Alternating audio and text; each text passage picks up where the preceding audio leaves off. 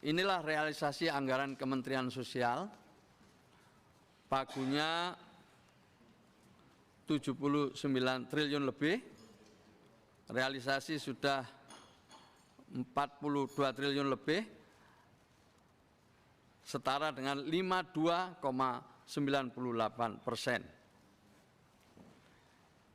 Ini adalah anggaran per jenis belanjanya. Belanja pegawai realisasinya 52,36%, belanja modal 34,70%, belanja barangnya 33,88%, belanja bansosnya 53,93%. Ini adalah realisasi bantuan sosial, baik itu PKH dan sembako atau BPNT triwulan kedua. Memang ini kita belum sampai ke 100%, tetapi Bapak Ibu sekalian bisa lihat di situ sembako kita sudah salur 84,71%, kemudian penebalan bansosnya juga 84,71%, PKH dari 10 juta targetnya sudah 8 juta lebih, sekitar 81,8%. Kenapa belum bisa 100%? Karena memang ada beberapa hal. Yang pertama, Bapak Ibu sekalian, ada peralihan dari PT POS ke Himbara yang sebelumnya disalurkan lewat PT POS, sekarang dialihkan ke Himbara karena mengikuti Perpres nomor 63 tahun 2017, di mana yang bisa disalurkan lewat PT POS itu hanya daerah atau KPM yang tidak ada infrastruktur perbankannya, atau yang kedua yang lansia, yang ketiga adalah difabel, dan yang keempat mereka yang memiliki penyakit kronis. Karena itu kita ingin lebih patuh kepada aturan yang dari PT POS kita alihkan ke Himbara. Kenapa? Karena kalau melalui PT POS ada biayanya. Dan selama ini kita selalu kesulitan di dalam APT dalam rangka untuk memenuhi biaya yang disalurkan lewat PT POS. Dari KPM yang hampir 5 juta itu sekarang tinggal 800.000 lebih KPM. Maka itu dari peralihan ini untuk yang PKH ada 1.315.886.000 KPM. Kemudian juga Bapak Ibu sekalian, ini penting untuk sekaligus kami sampaikan informasi bahwa sejak awal Presiden memang meminta kepada kita semua untuk benar-benar memperbaiki data yang kita miliki. Kemudian BPS ditugaskan untuk mengkonsolidasikan seluruh data yang dimiliki oleh pemerintah untuk divalidasi dan diverifikasi ulang, dan kemudian menerbitkan Inpres nomor 4 tahun 2025. Dengan begitu, sejak bulan Februari kita sudah memiliki suatu Inpres yang memerintahkan kepada seluruh lembaga, kementerian, badan, dan pemerintah daerah untuk mengacu kepada data tunggal sosial dan ekonomi nasional dalam rangka melaksanakan program. Maka itu sejak pertama kalinya lah sekarang Indonesia ini memiliki data tunggal. Nah, ini sedang terus disosialisasikan dan oleh BPS bersama kita terus untuk dilakukan pemutakhiran, karena data pada dasarnya dinamis. Setiap hari ada yang lahir, setiap hari ada yang meninggal, setiap hari ada yang menikah, setiap hari ada yang pindah tempat. Maka itu perlu terus dilakukan pemutakhiran, dan pemutakhiran ini juga membuka peluang partisipasi masyarakat. Di samping ada jalur formal, kemudian juga ada partisipasi masyarakat. Kita ingin lebih transparan, kita ingin lebih terbuka. Apa inti dari data ini, data tunggal ini adalah ingin supaya seluruh program pemerintah itu tepat sasaran dan diterima oleh mereka yang berhak. Saya ingin sedikit sebelum saya lanjut ke yang lain, saya kalau bisa ditampilkan data DEN. Ada saya yang bisa bantu?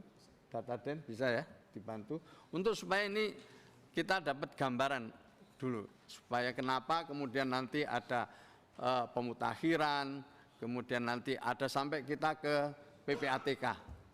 Tapi sebelum itu saya ingin ini dimasukkan dulu sebagai gambaran buat Bapak Ibu sekalian. Sambil menunggu itu, di dalam realisasi bantuan sosial itu, yang sembako itu ada 2.723.515 KPM yang kita alihkan dari PT POS itu sebanyak 1.953.139 KPM. Itu yang dari peralihan PT POS. Sementara Bapak Ibu sekalian, kita juga sejak diterbitkannya Inpres nomor 4 itu bersama BPS melakukan ground check dan bertemu langsung dengan KPM, lalu hasilnya dari 12 juta KPM yang kita ground check ada 1,9 juta yang dinyatakan tidak layak lagi untuk menerima bansos. Nah, 1,9 yang tidak menerima bansos ini kita alihkan kepada mereka yang lebih berhak yang berada di desil 1, 2, 3, dan 4. Jadi alokasi anggarannya tetap ada, cuma sasarannya yang dirubah. Jadi lebih pada hasil ground check yang kita dapat di lapangan.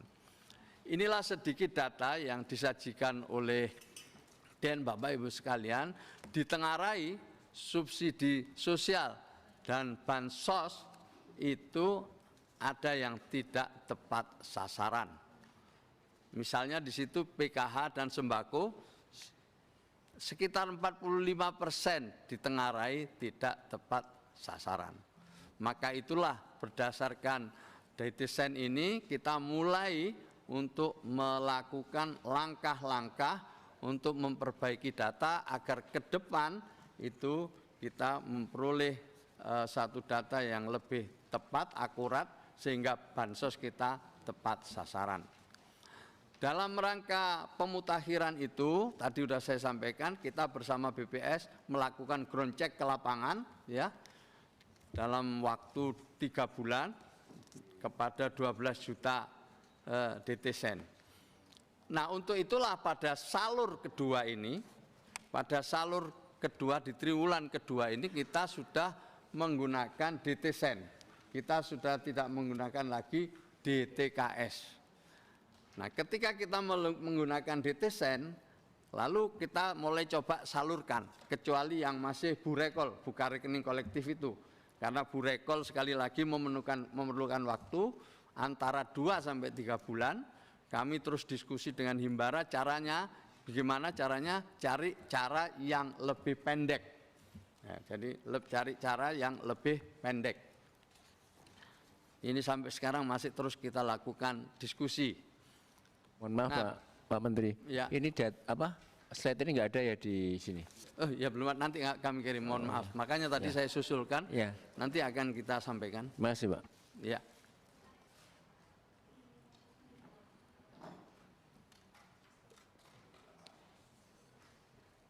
Nanti kami akan kirimkan pada waktunya.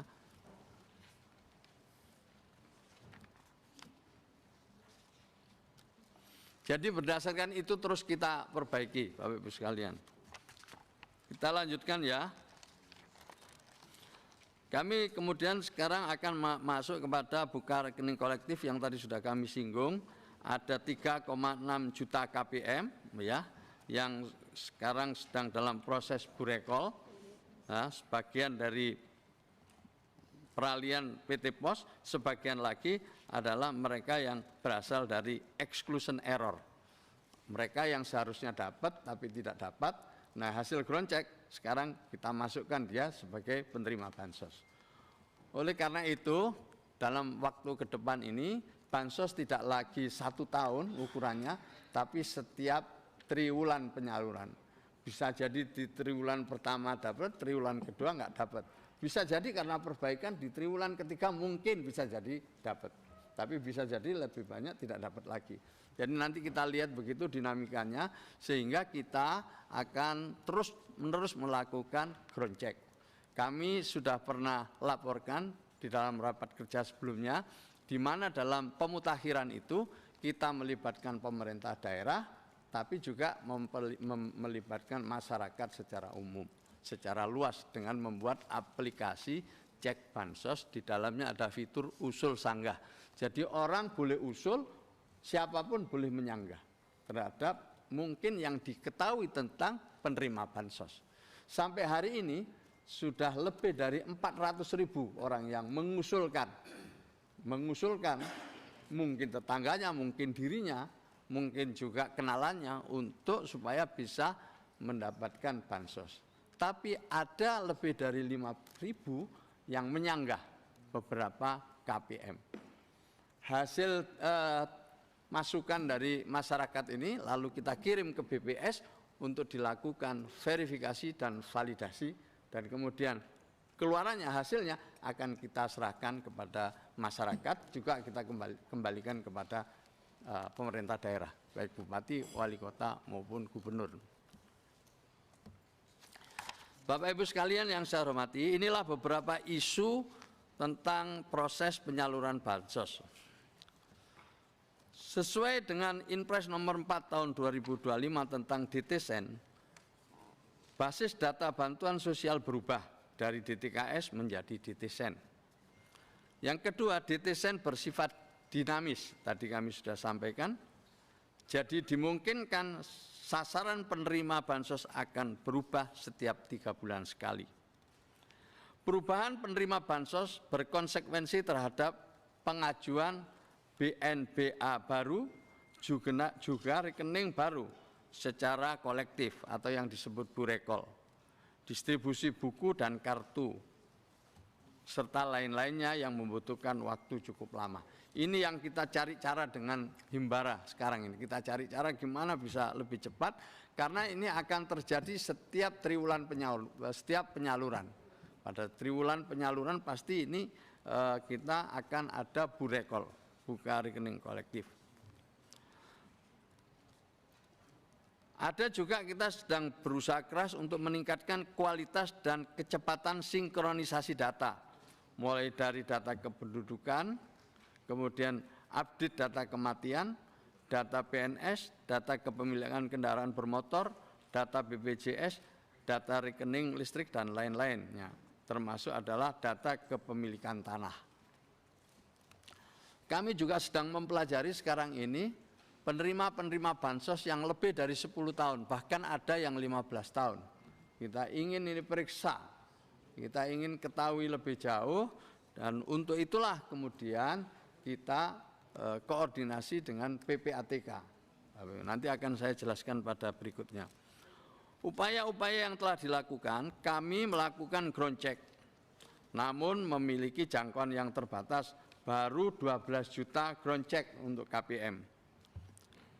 Kemudian mengeluarkan mereka yang berkategori inclusion error, yaitu 1,9 juta KPM, terkoreksi dari penerima bansos.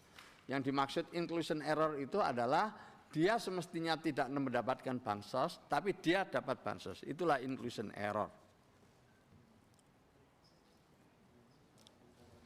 Kemudian kita juga melakukan exercise bersama BPS, BPKP, dan Himbara. Memang untuk sementara kesimpulannya terdapat rekening gagal salur. Dan juga adanya keharusan pindah media salur dari PT Pos kepada Bank Himbara.